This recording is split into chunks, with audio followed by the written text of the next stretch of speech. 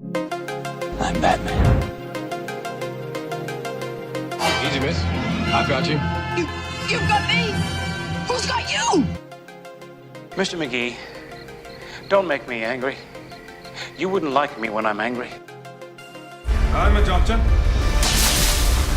But probably not the one you expect. I'm Captain Kirk.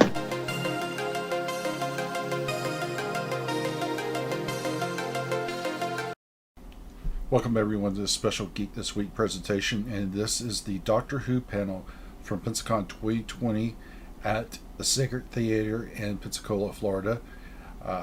This Doctor Who panel includes Lisa Bowerman, known for doing the voice of Bernice Summerfield in the Doctor Who Big Finish audio dramas, Katy, better known as Jo Grant, companion of the Third Doctor, and the Eighth Doctor himself, Paul McGann. So watch and enjoy as they talk about their careers in Doctor Who, Big Finish audio, and much, much more.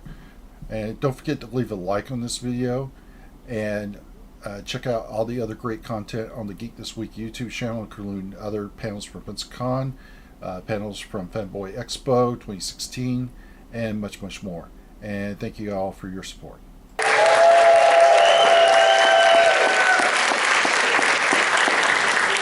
Katy,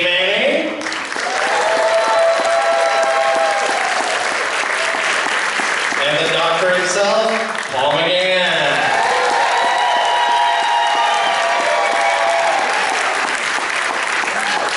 Thank you, I said. Hello. I got to take a photograph. You want to sit in the middle, or are you happy there? I just want to get everything. That's fantastic. So what is it, like 2,000 seats, or what's the capacity? I think it's 1,600. Oh, small. How old is it? 1925. 1925. Wow. Beautiful. I think we need to bring a show here, don't you guys? I think so. Let's just take a big fish for us. Yes. A rerun of the monkey's paw. Yes. Well, them lights are surgical. There we go. Oh, that's what that is. So is this the last panel of the weekend? It is. Oh, we get the honour. Yeah. You get the honour. Well, we saved the best for last, so.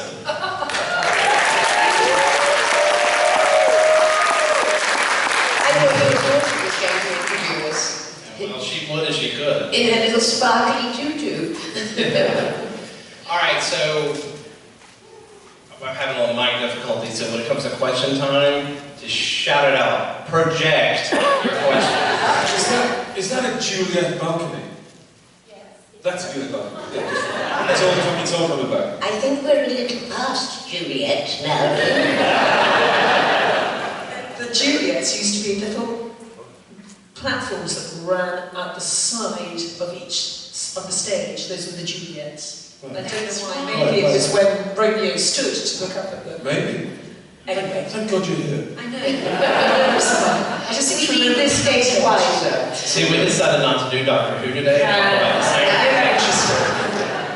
All right, so I got one quick question for you before I get into. I was going to talk about Big Finish, so I'm going to get to that in a second. But how does it feel to have all these people just in love with Doctor Who again after all these years? How does it feel? Like just a Big Finish, like, it feels really gratifying. Around the time of the 50th, or just after the 50th, you know, coming to the shows, we noticed a real spike with the people buying Big Finish, and it was because of Americans suddenly twigged that these, you know, in their droves that Big Finish existed, and the only model, the business model that Big Finish had, basically the more you buy, the more we can make, and the better we can make them.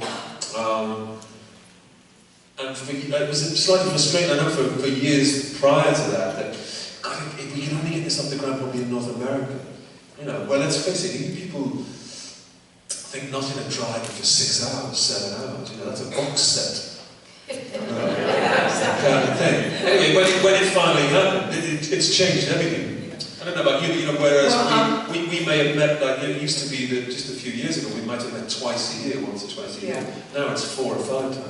I mean, I've got a slightly different angle on it, because obviously Bernice Summerfield was the first thing the Big Finish ever did 22 years ago, so it's a long time. And when it was started, the difference is the company is started by people who love the show.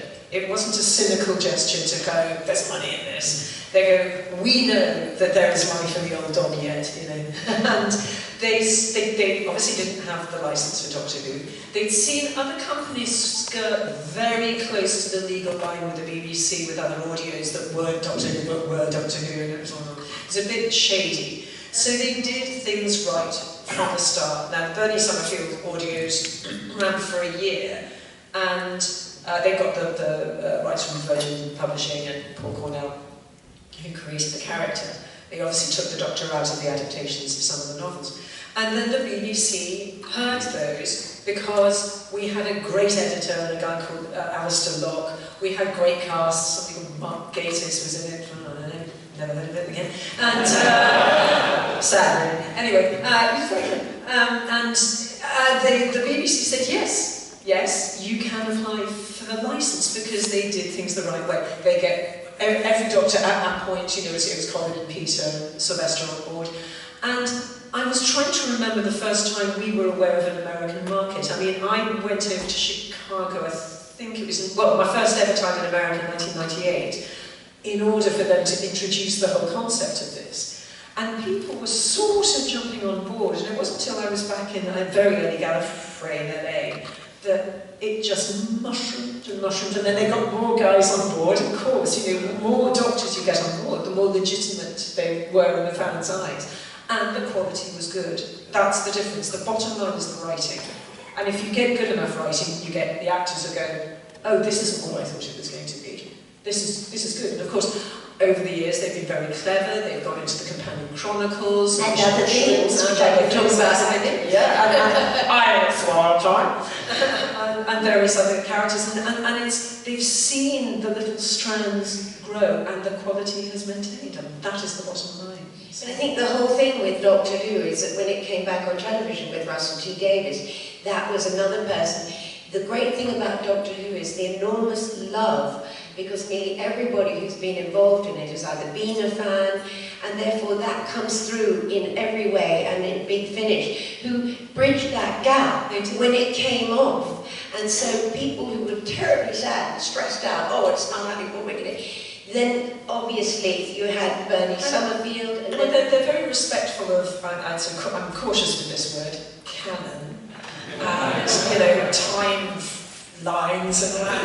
I mean, it's a complete minefield. I mean, you guys know more about it than I do, but it is, and they've been, you know, diplomatic enough to kind of go, no, we're not going to create our own universe and just throw all the myth. No, I'm going to get you to fan word. Was it mythos? That's the one. Yeah.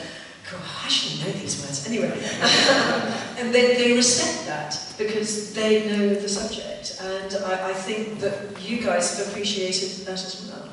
But I think it is. It's to do with the heart that goes in the heart.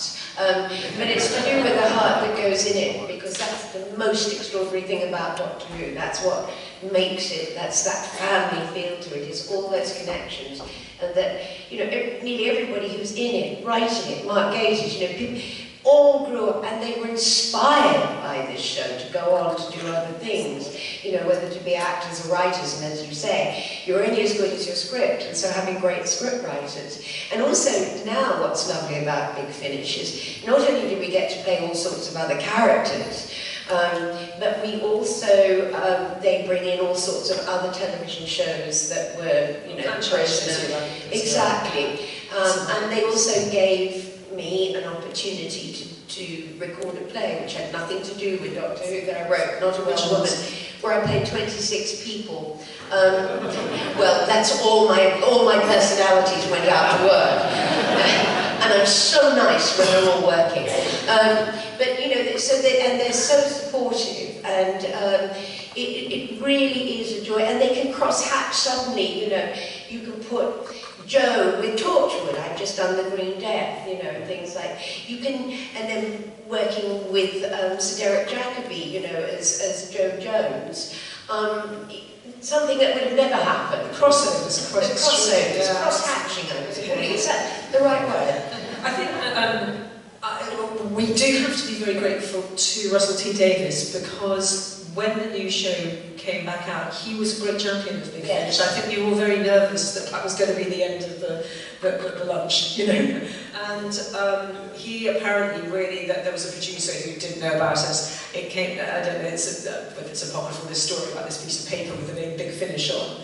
And it was heading down the end of the producer's run, and Russell just went, no, I'll take that, and just let it lie. But because he was such a, you know, a strong fan of and, Doctor Who. And also a supporter of Big Finish. And a supporter of Big Finish, but I think he wanted to make sure that this continued. You know? And isn't it wonderful that audio is alive again?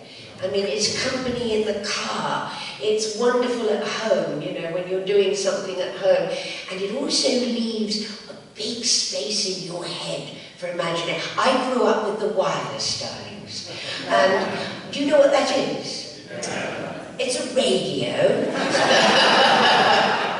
And, you know, and that's another lovely thing about it. It leaves a lot of room in your head for your imagination. Radio drama started here. Wasn't there a great tradition? Well, huge. Radio drama Mercury. What's happened to it? Is there still Mercury radios from David's work. David Warner had worked on them when he was living in LA. Was working with Mercury, which was the original, you know, the Orson Welles company that made War of the Worlds, and you know the Bowerman one. But I think there's still the New York Radio Awards as well. So there's still. Well, we got one for Baker's End. But when actors here, you know, in Britain there are actors that have careers on the radio. I mean, absolutely. Would they have counterparts here? Would there be American actors? I don't know now, only because there are very different pay structures. We've tried to ask American actors in Britain, they kind of went, I'm not going to do it for that. Not even lunch. But when I lived here in the 60s, there was a huge amount of drama, and it was brilliant. And now if you tune into BBC Radio 4 Extra, you will still hear a lot of those original things, and it's very exciting. You know, when you're as old as I am, darling. You know, so... What, the old US shows? What, the old American radio shows? Yes. Oh, wow. Oh, yeah, they play a lot of... And as I say, when I was here in the 60s, I was able to turn on the radio and not just get music and commercials, although we quite like the commercials because we voice them sometimes.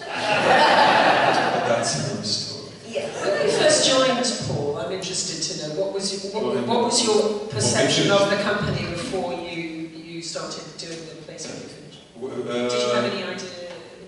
No, I had a little idea of the you know, as you were describing before, the politics, especially, you know, surrounding the sort of aegis of the BBC. I didn't understand that. I mean, the BBC kind of owned everything and ran everything. But as soon as I was asked to do it, and I think one of the first things we did was the shadow, you know. So, and that was because that was explained to me that, you know, this had been an episode in the 70s. Was one of Tom's episodes, wasn't it? And you know, the BBC got heavily involved in that. James Fox was my favourite actor. So it was very glamorous. So that's how I ended up doing it. It was a glamorous gig. It still is a glamorous gig. You know, finally, we were joking in the wings. You know, I worked with Derek Jacobi for 2 years, but I was never meeting him. You know, you just record separately. Last week, we got to record together. Is that the end of the song? A Big Finish, you know. It doesn't get better than that. And also, I mean, what's so wonderful about audio drama now is digital recording has transformed. You don't have to put up your tapes and snipping and gluing bits together. I mean, you can do anything with people in 5 different continents. And a brilliant editor. With albums, with singers. But it's better when you're all in the same room. As actors, I hate doing it on my own, but sometimes necessity, you know, dictates that.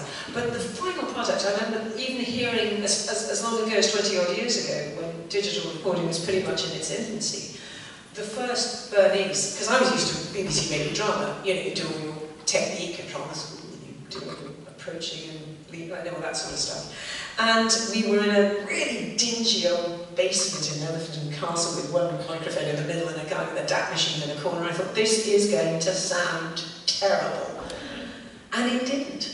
Alistair did the most phenomenal thing, and over the years, it is cinema without pictures. Well, we used to have to do things like you would make your own sound effects. You know, I'm leaving now. You still do that? And you wrote a little wooden door. You know, and yes, exactly. And, you know, and You still do that? you can't help yourself. The other great thing about audio is you can have a really bad headache. You know.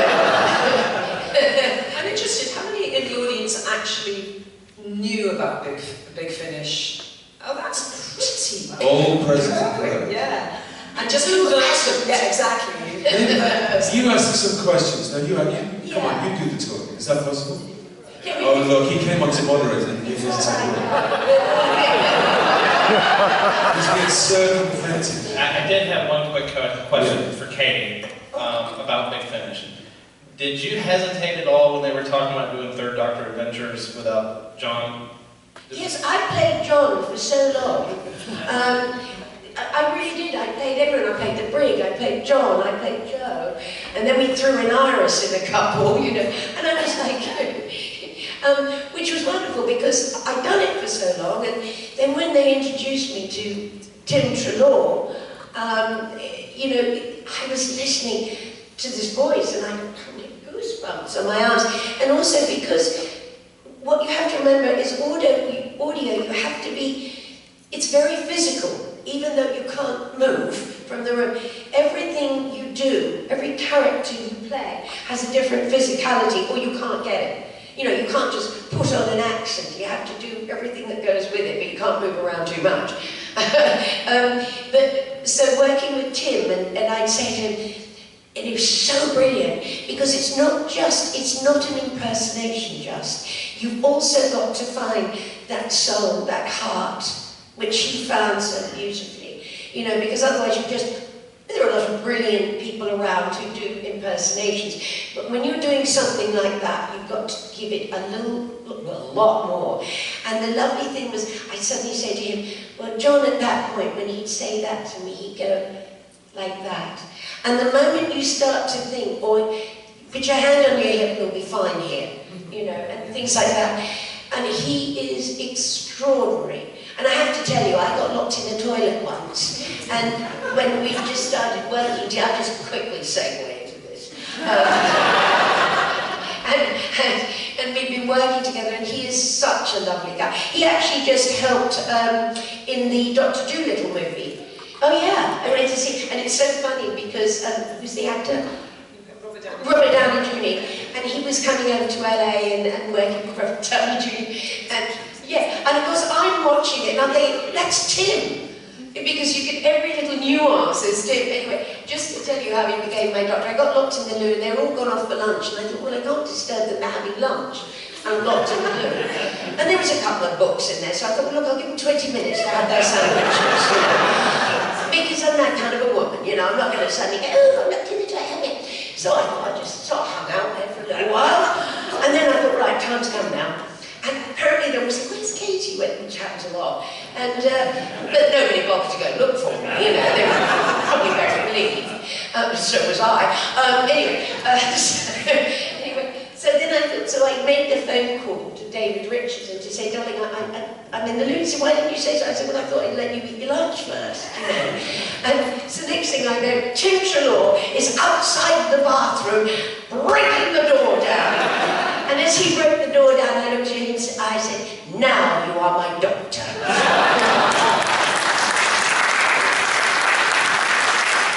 All right, so I'm going to come to the audience and pass the mic around so that people can ask them some questions. So. All right, hang on.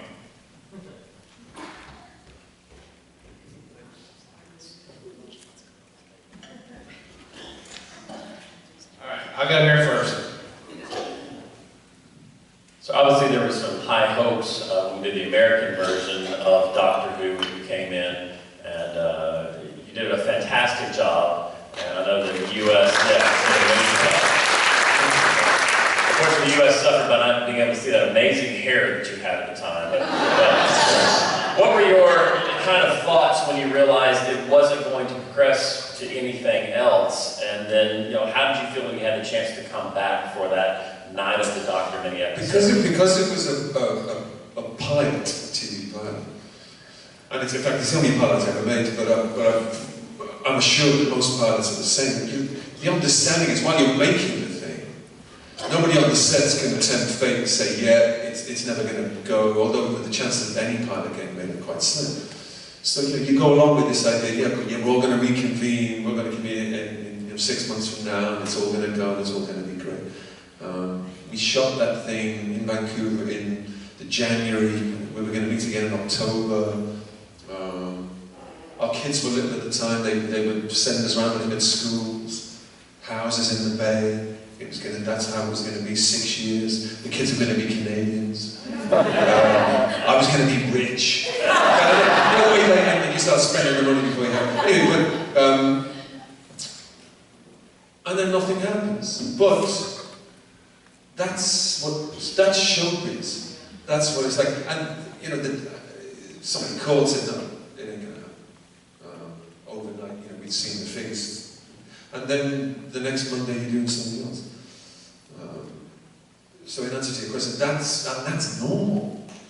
Most if you've got a career, if you've got any kind of working career, that happens all the time. You nearly got this, that. No, you didn't. So and so got it. You move on to the next. It's a lottery, really, isn't it? Pretty much. And thinking about it, I've been at the shows. Over the weekend, a few people have sort of mentioned similar. We talked about that kind of thing. People go, oh, it's such a shame it never happened because... But then, you've got to be careful what you wish for, I suppose, Had that gone to series, no one ever talked about David Tennant or Matt Smith. The world in a little different place then. And I've been a Canadian, probably. Anyway, but, what was the second part of the question?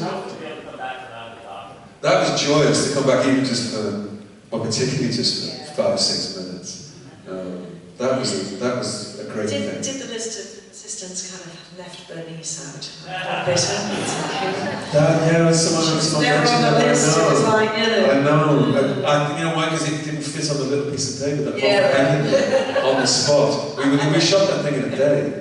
There were times when Moffat was there, or Gates was there. He would literally hand me bits of things like, yeah, say it. It's at the speed we were working. And the import of that, of the list of companions that he said, you wait for a second, you're just trying to get the lines out. It was only the day later I thought, oh, hang on.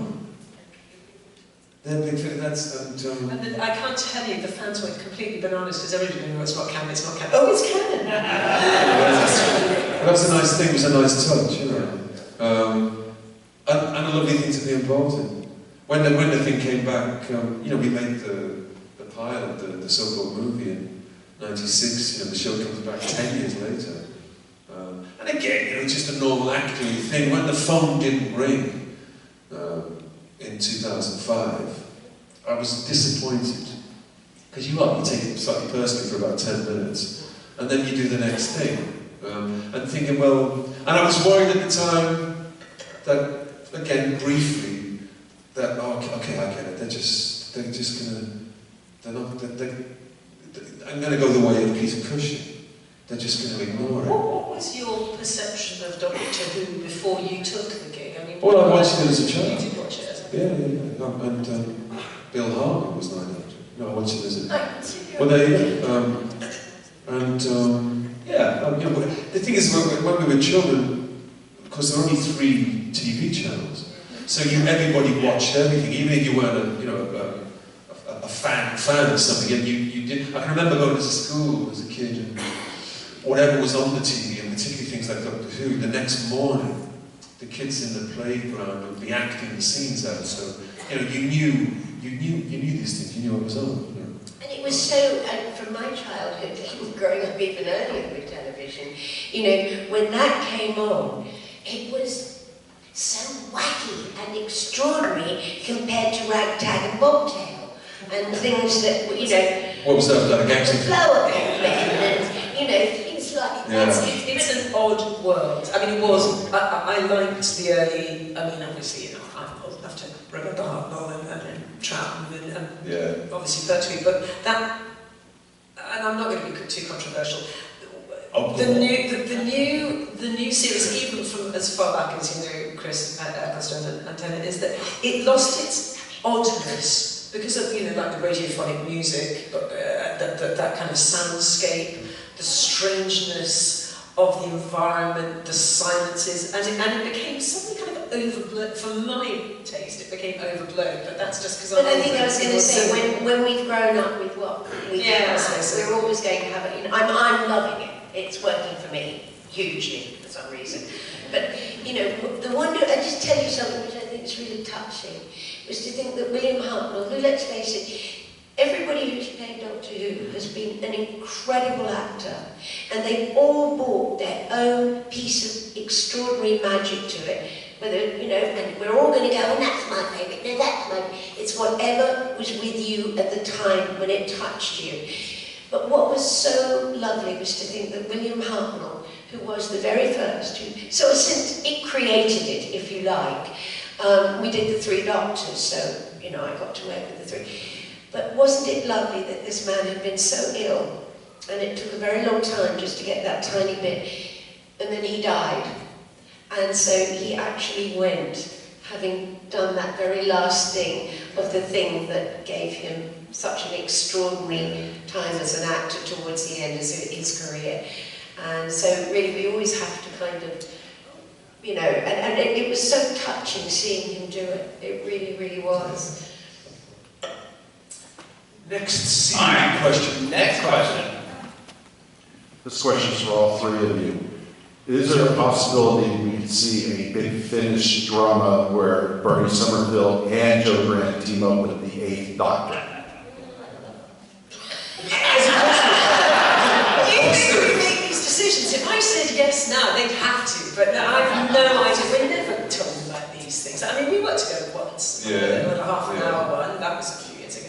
We can ask, it has been, no, we can ask. Sometimes, they'll say, what do you fancy for the next one? Is there any era, say, or is there who would you like to work with? The crossovers are very strange because I've now ended up in this alternative universe, and I didn't quite know whether they're just saying, oh, well, that's her timeline, so we're not going to look at it. But anything's possible. Exactly. Yeah, tiny white.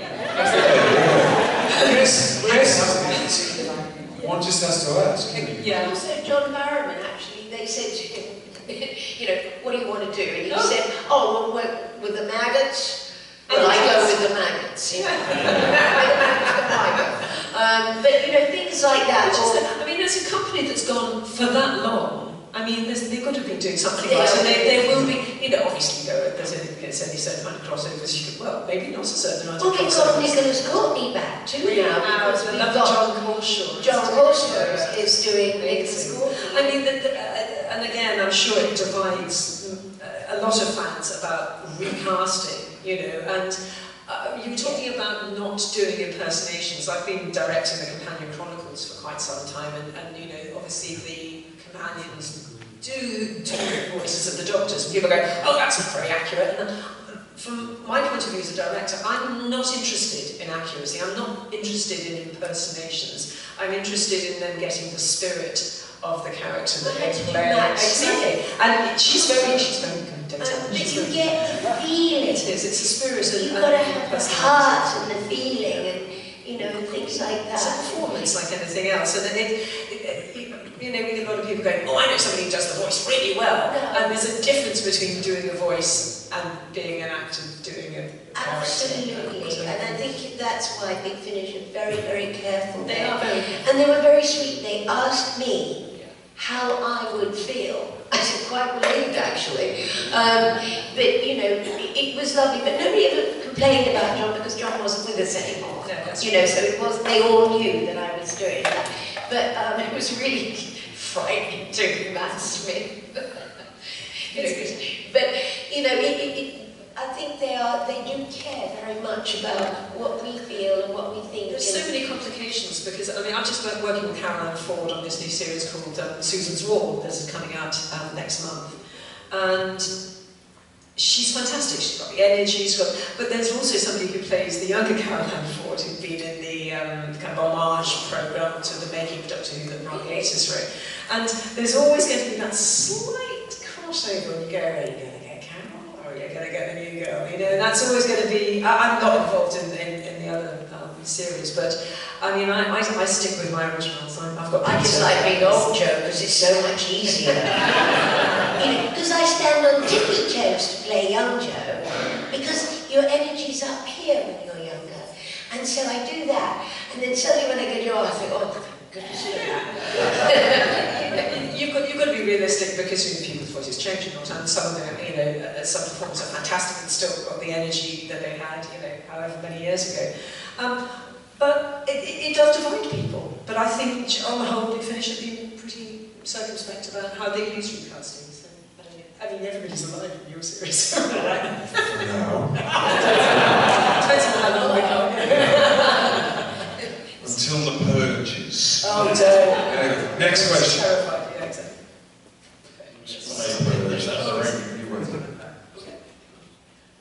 La la la la. He's sashaying. Alright. So I'll expand on something you've kind of danced around, which is, so you've got this lovely theater here, but of course, in England you've got a lot of great theaters, like the Winter Garden in Morecambe, where my mother did regional theater thousands of years ago. To that end, you're from different generations of actors in England. Could you just talk a little bit about how all the opportunities and the industries that actors are in have changed from the time that you started to today? I mean, I think probably Paul and I sort of same-ish generation. Yeah, you but two do your generation. I have to say, but completely changed. I cannot compare the industry I came into and the industry that exists now. It was when I left, I don't know how it was for you. I was at a drama college, and it was a very, very closed shop. Like American Equity, British Equity. I wasn't allowed to do television, film, what they call #1 tours, big theatres, and West End, until I had 42 weeks paid equity contract work in regional theatre or cabaret, if you wanted to do that. And they changed the goalposts a couple of years after I left. They used to say, oh, you're great, come back when you've got the experience and the card, and you come back and they go, oh, sorry, we're using the students now. Yeah. Because they changed the rules and they gave you a provisional card the moment you left a drama school. Most of the regional theatres have pretty much closed in the way that we knew it, where you'd have to do a couple of plays. Yes. Oh, there is #1 tours and stuff like that, but it's regional theatre, the breadth was completely different. And also the attitudes. I mean, in our adult lives, in our working lives. I think about people like Derek Jacob.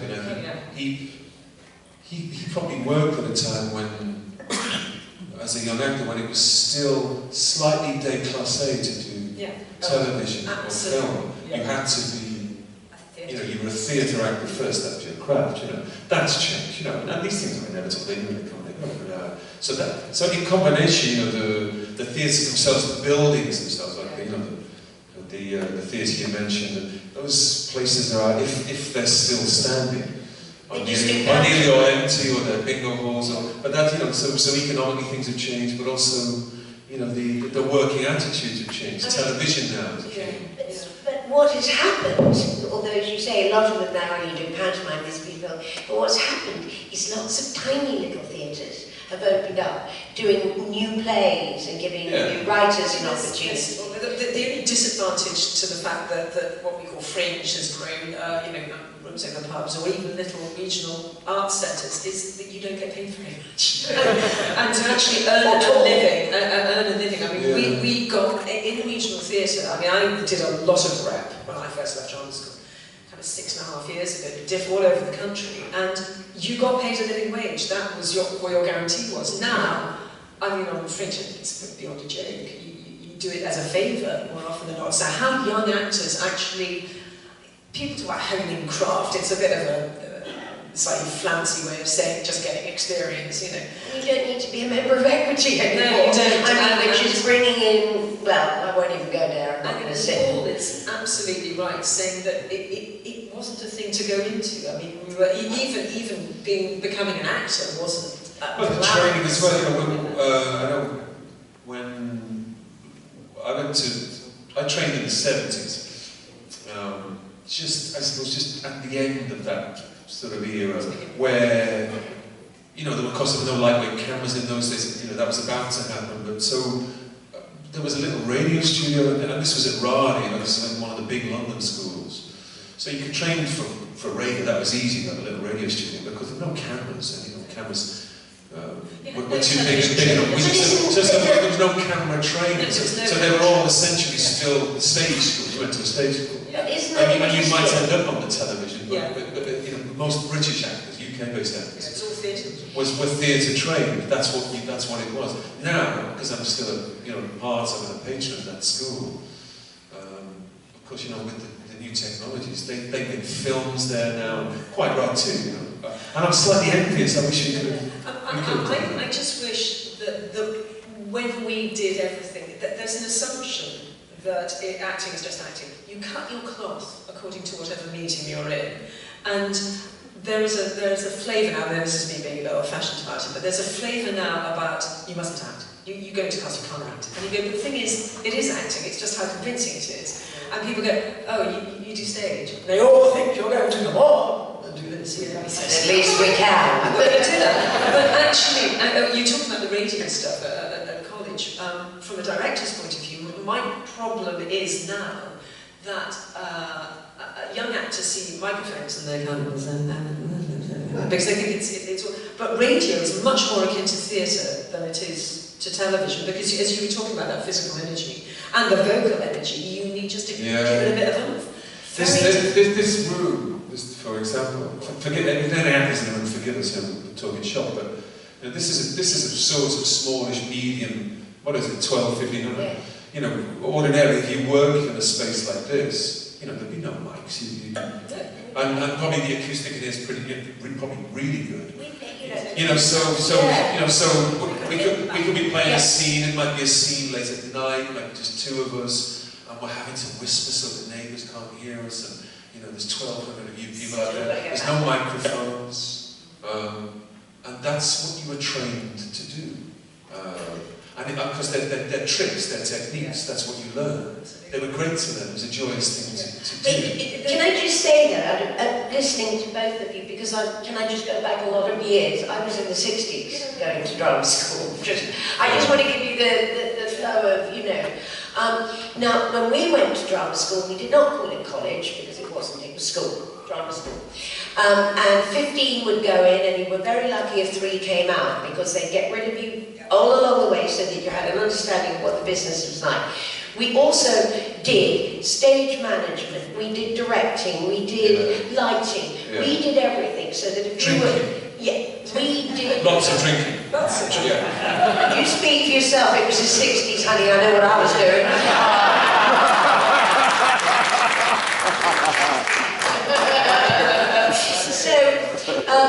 And I only just got kind of, when I was listening to you saying, oh, we didn't have this at drama, I came out of drama school, and the first thing I did was a television, which is totally in opposition to, but the one thing that so I started in television, I went to theatre later, but the one thing that I really feel is missing now in a 3-year drama course is the fact that it stood me in good stead directing, it would stand you, and if you were off doing a tour and you suddenly, the truck didn't arrive with the lights and everything, the actors could say, okay, well, we can light this, we can do this, we can do the other.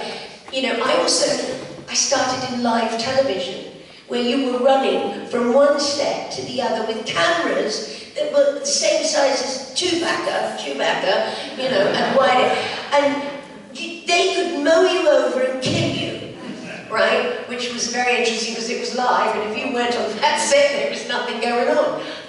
But it was, so I had a very different... It was much structured. I mean, I remember seeing Paul in the North Acton Hilton, we used to call it. It was the rehearsal room as an actor, and I was doing a series called Casualty, which was in the old days it started as a multi-camera, and that's something that doesn't exist anymore in television.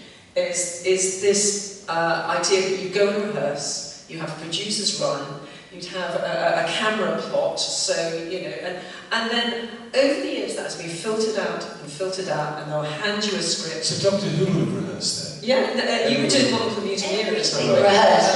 But everything was rehearsed, and you were given time as an actor to at least discuss something. I do what I kind of refer to as hitting on television. So you get the script, you learn it at home, you turn up and go, do that, have a camera rehearsal. Oh, by the way, you're snogging that man today. Okay, right, and you do, and you're home, and you think, I have no idea what I was doing there. I mean, there are other TV shows that take their time, and that's lovely, but I miss that slight preparation, not to the point where you lose the spontaneity, but were you doing multi-camera stuff when, you know, all that stuff where they were all camera 1, camera 2, camera 3? Oh yeah. I don't do those anymore, it's all those recorded. But then, you know, you look at the early days of preparatory when you're learning one play, which is, thank God, weekly repertoire. You know, and you're doing another play, and, you know, and you actually keep saying, who am I tonight, dear boy?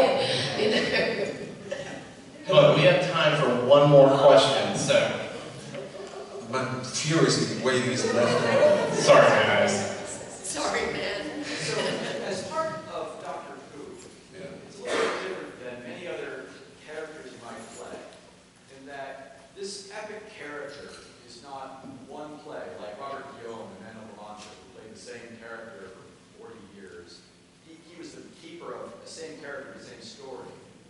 You're the keepers of this continuous story, which really says not just this fantasy world, but really is the character of humanity, telling the story of good versus evil, the triumph of the hopeful one in the midst of all sorts of different slings and arrows. So how as actors, have you lived with being the curator and caretaker of this epic story, which has defined 3 generations? What does that mean to you, and how have you dealt with that, especially with all the fans?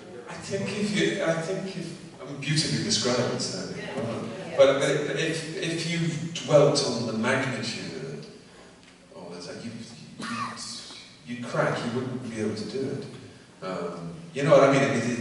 It's too rich, too much.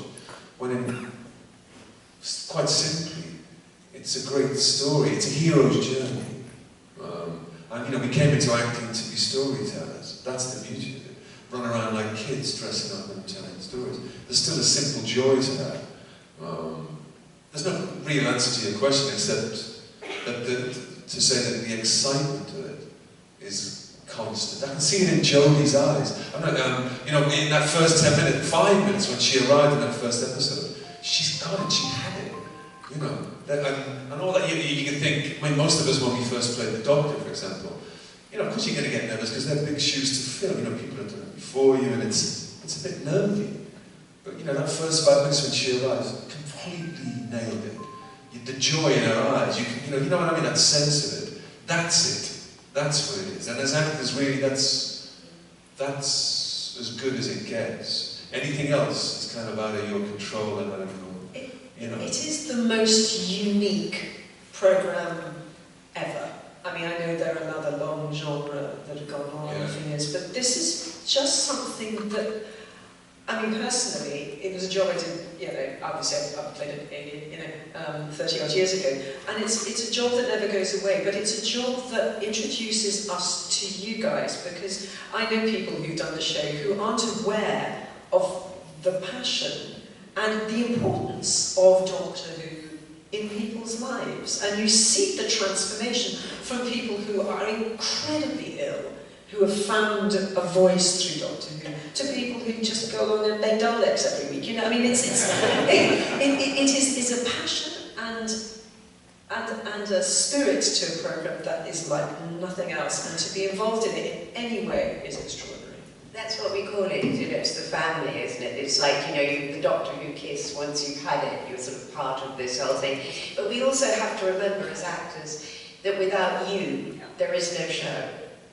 And, you know, that's how important you are. And as you said, the people that have had very difficult times that have tuned in and that have been able to, you know, escape for a while. And this show seems to have had also inspires people to go into maybe write, to act and so on.